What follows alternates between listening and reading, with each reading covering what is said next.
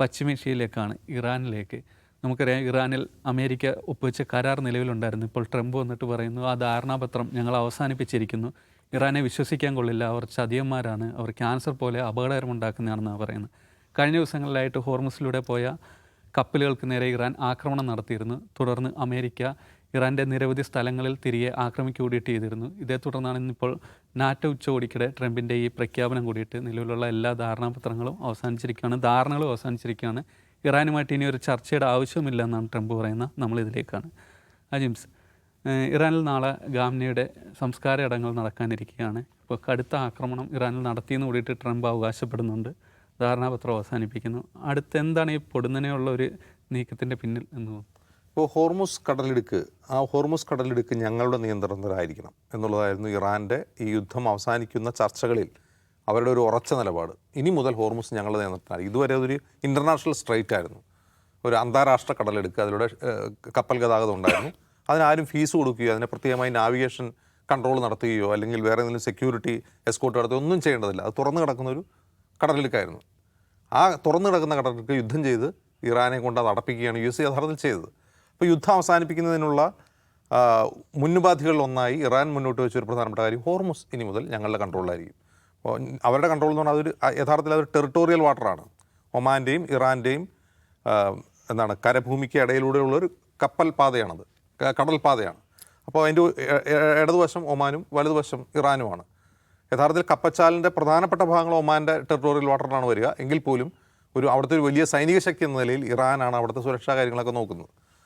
Yes, അപ്പോൾ Iran assert ചെയ്യുന്നു ഇതിൻ്റെ മാനേജ്മെൻറ്റ് ഞങ്ങളും ഒമാനും ചേർന്ന് നടത്തിക്കൊള്ളാം. ഒമാൻ പക്ഷേ അതിൽ കാര്യമായ താല്പര്യം എടുക്കുന്നില്ല. ഒമാൻ ആ ഒരു സംഘർഷ വിഷയത്തിലേക്ക് എൻ്റർ ചെയ്യാൻ അവർ ആഗ്രഹിക്കുന്നില്ല. അപ്പോൾ ഈ MOUയിൽ ഈ ധാരണാപത്രത്തിൽ വളരെ പ്രധാനപ്പെട്ട ഒരു ക്ലോസ്, ഇത് ഒപ്പിട്ട് കഴിഞ്ഞ 60 ദിവസം വരെ ഹോർമുസ് സ്ട്രേറ്റിൽ ഒരു തരത്തിലുള്ള ഫീയോ ടോളോ ഈടാക്കരുതെന്നാണ്. ആ 60 ദിവസത്തെ കാലാവധി കഴിഞ്ഞു. 60 ദിവസത്തെ കാലാവധി കഴിഞ്ഞപ്പോൾ ഇറാൻ എന്ത് പറയുന്നു? ഞങ്ങൾക്ക് അവകാശപ്പെട്ട ഇതാണ്, ഞങ്ങളവിടെ ഫീസ് ചുമത്തുകയോ ഞങ്ങളതിനെ നിയന്ത്രിക്കുകയോ ചെയ്യും എന്ന് പ്രഖ്യാപിച്ചു. അതാണ് ഈ സംഘർഷങ്ങളുടെ തുടക്കം. ഈ തുടക്കം അത് തന്നെയാണ്. അപ്പോൾ മറ്റൊരു പ്രധാനപ്പെട്ട പ്രശ്നം, ഈ 60 ദിവസം കഴിയുമ്പോഴാണ് ഈ ആക്രമണം നടന്നതെന്നാണ്. ഫെബ്രുവരി 28-നാണ്. ഫെബ്രുവരി 28-ന് കൊല്ലപ്പെട്ട ഖാംനയുടെ മൃതദേഹം ഇപ്പോൾ ഈ ജൂലൈ മാസത്തിലാണ് സംസ്കരിക്കുന്നത്. ആലോചിക്കുക. ഒരുപക്ഷേ ഇമാം ഖുമൈനിയുടെ മരണത്തെ തുടർന്നുണ്ടായ വിലാപയാത്രയേക്കാൾ വലിയ വിലാപയാത്ര നമ്മളവിടെ കണ്ടുകൊണ്ടിരിക്കുന്നത്. ലക്ഷക്കണക്കിന് മനുഷ്യരാണ് തെരുവിൽ. അതായത് എന്തിനാണ് ഇസ്രായേൽ ഈ അമേരിക്കയെ കൊണ്ട് ഇറാൻ ആക്രമിപ്പിച്ചത്? അവിടുത്തെ റെജീം ചേഞ്ചിന് വേണ്ടിയാണ്. ആ ഭരണകൂടം അൺപോപ്പുലറാണ്, അവിടുത്തെ ആളുകൾക്ക് ഇഷ്ടമല്ലാത്ത ഭരണകൂടമാണ്. അത് ലോകത്തിന് മുമ്പിൽ കൂടി തെളിയിക്കുക. കാരണം അവിടെ പ്രൊട്ടസ്റ്റ് നടന്ന് ആ പ്രൊട്ടസ്റ്റിനെ ആ ഭരണകൂടം അടിച്ചമർത്തി. അപ്പോൾ ഇതാ ഞങ്ങൾ ആ ഇറാൻ ജനതയെ രക്ഷിക്കാൻ വേണ്ടി ഇസ്രായേലും അമേരിക്കയും കൂടി ഇറാനെ ആക്രമിക്കുന്നു എന്നുള്ളതാണ് ഒരു നറേറ്റീവ് സൃഷ്ടിക്കപ്പെട്ടത്. അത് കഴിഞ്ഞിട്ട് നമ്മൾ ഇതെല്ലാം കഴിഞ്ഞ് കാണുന്നത് എന്താണ്? ജനലക്ഷങ്ങൾ. ഏതെങ്കിലും അമേരിക്കൻ പ്രസിഡന്റിനോ ലോകത്തെ ഏതെങ്കിലും ലോക നേതാവിനോ ഇത്രയും വലിയ വിലാപയാത്ര ഉണ്ടായിട്ടില്ല. നമ്മൾ ആ ദൃശ്യങ്ങൾ കണ്ടതാണ്. തെരുവുകൾ നിറഞ്ഞ് ലക്ഷക്കണക്കിന് മനുഷ്യർ അദ്ദേഹത്തിന് അന്ത്യാഭിവാദ്യം അർപ്പിക്കാൻ വേണ്ടി വരികയാണ്. അപ്പോൾ യഥാർത്ഥത്തിൽ ഈ യുദ്ധം എന്തിനു വേണ്ടിയായിരുന്നു? തുറന്നു കിടന്ന ഹോർമുസ് കടലെടുക്ക് യുദ്ധം ചെയ്ത് അടപ്പിച്ചു. അൺപോപ്പുലർ എന്ന് അവർ കരുതുന്ന ഒരു ഭരണകൂടത്തെ ആ പോപ്പുലറാക്കുന്ന, അവിടെ ജനലക്ഷങ്ങൾ അന്ത്യാഭിവാദ്യം അർപ്പിക്കുന്ന ഒരു വിപ്ലവ നായകന് വിട നൽകുന്നത് പോലെ ഇറാനിലെ ജനത ഖാംനയ്ക്ക് വിട നൽകുന്നു.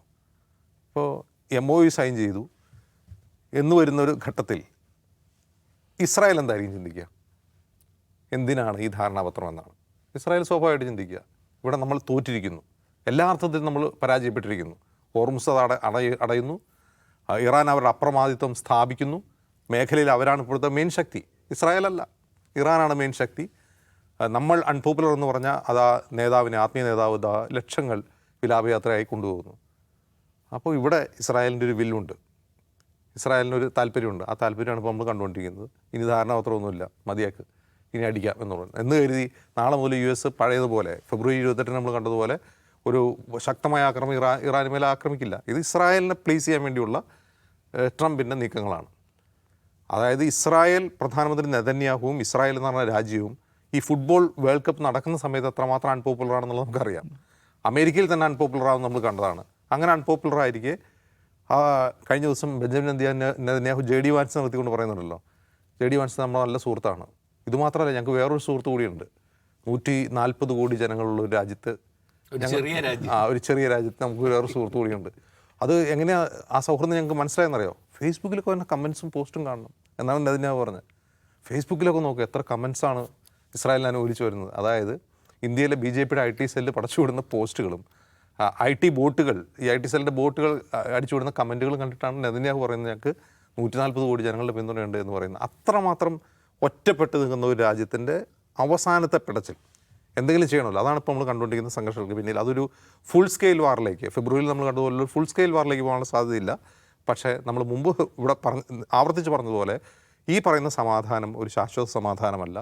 അതൊരു ദീർഘകാലം നീണ്ടു നിൽക്കുന്ന ചെറിയ ചെറിയ സംഘർഷങ്ങളുടെ ഒരു വേദിയായി പശ്ചിമേഷ്യ വീണ്ടും മാറുക തന്നെ ചെയ്യും.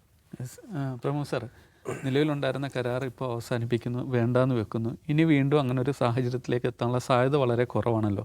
അങ്ങനെ ഉണ്ടാകുക തന്നെ ഇല്ലാന്നിരുന്നു. അപ്പോൾ ഈ പശ്ചിമേഷ്യയിൽ ഇനി എന്തായിരിക്കും അടുത്തൊരു സ്റ്റെപ്പ് എന്ന് പറയുന്നത്? നിലവിൽ സെൻട്രൽ കമാൻഡ് തന്നെ പറഞ്ഞിട്ടുണ്ട് ഇറാനിൽ വലിയ ആക്രമണമാണ് നടത്തിയെന്ന്. ഇറാൻ പറയുന്നുണ്ട് അമേരിക്ക ഏതെങ്കിലും തരത്തിൽ സഹായിക്കുന്നവർക്കെതിരെ ശക്തമായ രീതിയിലുള്ള പ്രതികരണം ഉണ്ടാകുമെന്ന് കൂടിയിട്ട്. അതെ, 80 സ്ഥലങ്ങളിലാണ് ആക്രമണം നടത്തിയതെന്ന് പറയുന്നു. അതുപോലെ തിരിച്ചിപ്പോൾ ഇറാനും ബഹ്റൈനിലും കുവൈറ്റിലും ഒക്കെ അറ്റാക്ക് നടത്തിയിട്ടുണ്ട്. പക്ഷേ ഇത് അതുകൊണ്ട് തന്നെ ഇപ്പോൾ അജിംസ് പറഞ്ഞ പോലെ അതൊരു ഫുൾ ബ്ലോൺ ഔട്ട് വാർ ആയിട്ട് മാറില്ല എന്നുള്ളതാണ് നമ്മൾ കാണേണ്ടത്. അങ്ങനെ ഒരു സംഗതിയിലേക്ക് പോകാനുള്ള സാധ്യതയില്ല. മാത്രമല്ല, ഇദ്ദേഹം ഇപ്പോൾ ഈ MOU ഇല്ലാതായി എന്ന് പറയുന്ന ഇദ്ദേഹം നാളെ വെളുപ്പിന് എന്താ പറയുക എന്ന് നമുക്ക് പറയാനും പറ്റില്ല. അതുകൊണ്ട് അത് ആ പറയുന്നതുകൊണ്ട് മാത്രം എല്ലാം സംഭവിക്കണമെന്നില്ല. കാരണം എന്താണെന്ന് വെച്ചാൽ ഇതിനോടൊപ്പം ചേർത്ത് തന്നെ പറഞ്ഞൊരു കാര്യം എന്ന് പറഞ്ഞാൽ സമാധാനം ചർച്ച നിർത്തണമെന്ന് ഞാൻ പറയുന്നില്ല. പക്ഷേ that will be A waste of time എന്നാണ് എൻ്റെ പേഴ്സണലായിട്ടുള്ള ടേക്ക് എന്നാണ് പുള്ളി പറഞ്ഞിരിക്കുന്നത്. അതുകൊണ്ട് പാടെ ഈ സമാധാന ചർച്ചകളൊക്കെ അവസാനിപ്പിച്ച് ഒരു എന്താ പറയുക വീണ്ടും പിന്നെ മുഴുവനായുള്ള യുദ്ധത്തിലേക്ക് പോവുകയാണ് എന്ന് ഈ ട്രംപ് ഇപ്പോഴും പറഞ്ഞിട്ടില്ല എന്നുള്ളതാണ് നമ്മൾ മനസ്സിലാക്കാവുന്നത്. അതും മാത്രമല്ല, ട്രംപിനെ സംബന്ധിച്ചിടത്തോളം ഇപ്പോൾ അത് പറഞ്ഞിരിക്കുന്ന സന്ദർഭം എന്നാണ് നമ്മൾ നോക്കേണ്ടത്. അങ്കാറയിൽ ഈ നാറ്റോ സഖ്യരാജ്യങ്ങളുടെ ഒരു ഉച്ചകോടിയിൽ പങ്കെടുത്തുകൊണ്ടിരിക്കുകയാണ്. അപ്പോൾ ഇറാനെ സംബന്ധിച്ചിടത്തോളം അതൊരു നിർണായകമായൊരു സന്ദർഭമാണ്. ഇറാൻ കാണുന്നത് എന്താണ്? ഇറാൻ അവിടെ ഉണ്ടായിട്ടുള്ള ഈ നാറ്റോ രാജ്യങ്ങളെ മുഴുവൻ വിമർശിച്ചുകൊണ്ടാണ് ട്രംപ് സംസാരിച്ചത്. പിന്നെ ഇത്രയും കാലം അവർ നടത്തിയിട്ടുള്ള എല്ലാ നീക്കങ്ങളോട് കാണിച്ചിട്ടില്ല. പിന്നെ ഈ നാറ്റോ രാജ്യങ്ങൾ കാണിച്ച ആ ഒരു അസഹിഷ്ണുതയും അകൽച്ചയെയൊക്കെ വിമർശിച്ച സന്ദർഭത്തിലാണ്. ഇതൊരു പറ്റിയ സന്ദർഭം കൂടിയാണ് ഇറാനെ സംബന്ധിച്ചിടത്തോളം. ഒരു അറ്റാക്ക് നടത്തണമെന്നുണ്ടെങ്കിൽ, അതായത് ഹോർമുസിലെ ഈ പിന്നെ എന്താ പറയുക നിയന്ത്രണത്തെ മറികടക്കുന്ന രീതിയിലുള്ള കപ്പൽ നീക്കം അവിടെ ഉണ്ടായിക്കഴിഞ്ഞാൽ ഒരു അറ്റാക്ക് നടത്താനുള്ള ഒരു സന്ദർഭമായിട്ട് അവരെ കാണുന്നത് ഈ ഉച്ചകോടിയിൽ ട്രംപ് നിൽക്കുന്നതും കൂടിയാണ്. അപ്പോൾ അതിൻ്റെ ഒരു സംഗതി എന്താണെന്ന് വെച്ച് കഴിഞ്ഞാൽ, ഇപ്പോൾ ഈ പറഞ്ഞ അജിംസ് പറഞ്ഞ പോലെ ഒമാനും പിന്നെ ഇറാനും ഷെയർ ചെയ്യുന്ന ഈ കപ്പൽ ചാലിൻ്റെ അവർ നിശ്ചയിച്ചിട്ടുള്ള ഒരു വഴിയുണ്ട്. ആ വഴിക്ക് അപ്പുറത്തേക്ക് അത് പോയാൽ തീർച്ചയായും അറ്റാക്ക് ചെയ്യും എന്നുള്ളത് നേരത്തെ തന്നെ പറഞ്ഞിട്ടുള്ളതുമാണ്. ഇപ്പോൾ ഈ സൗദിയുടെ ഒരു കപ്പലും പിന്നെ ഖത്തറിൻ്റെ ആണെന്ന് നീങ്ങിയത് എന്ന് പറയുന്നു. അപ്പോൾ അത് രണ്ടും കടന്നു പോയത് ഇവരുടെ ടെറിട്ടറിക്ക് പുറത്തുകൂടിയാണ്. അതൊരിക്കലും അനുവദിക്കാൻ കഴിയില്ല എന്നുകൂടിയാണ് ഇറാൻ്റെ എല്ലാ കാലത്തെയും നിലപാട്. എന്ന് വെച്ചാൽ ഈ MOUവിൻ്റെ ഭാഗമായിട്ട് വന്ന അല്ലെങ്കിൽ ഈ പോസ്റ്റ് വാർ പിന്നെ നിലപാട്. അപ്പോൾ അത് സംഭവിച്ചിരിക്കുന്നു. അതാണ് അവരെ സംബന്ധിച്ചിടത്തോളം അറ്റാക്ക് ചെയ്യാനുള്ള ഒരു ഇമ്മീഡിയറ്റ് റീസൺ.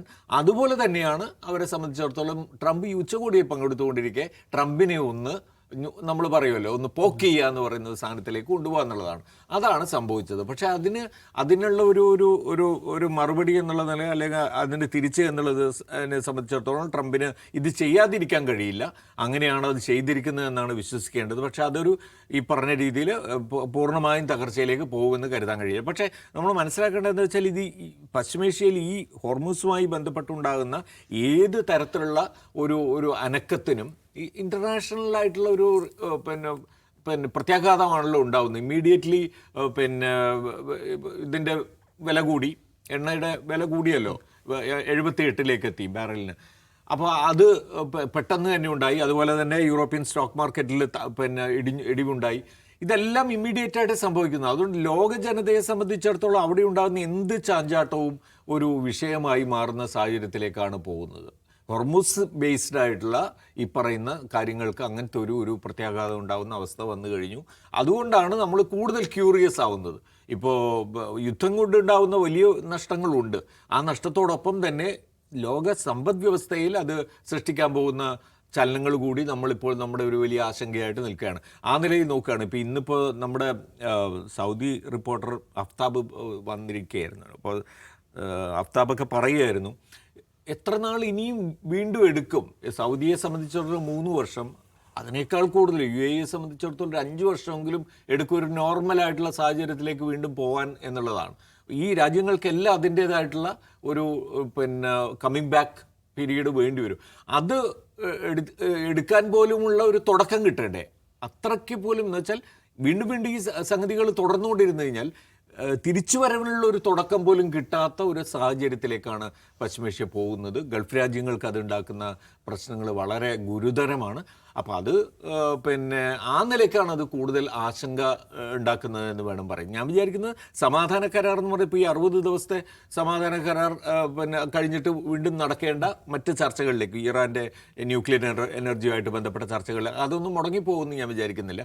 പക്ഷേ ബേസിക്കലി ഇതാണ്, അവിടെ ഉണ്ടാകുന്ന ഏത് അത്രയ്ക്ക് വൾണറബിൾ ആണ് എന്ത് തരത്തിലുള്ള സംഗതികളും ഒരു ലോകത്തെ സംബന്ധിച്ചിടത്തോളം കുറച്ച് ആശങ്കയ്ക്ക് ഇടയാക്കുന്നു എന്നതാണ്. അതിനിയും ഉള്ള ദിവസങ്ങളിൽ കുറേ ദിവസങ്ങളോളം ഇനി ഒരു പക്ഷേ അത് നീളാനുള്ള സാധ്യതയുമുണ്ട്.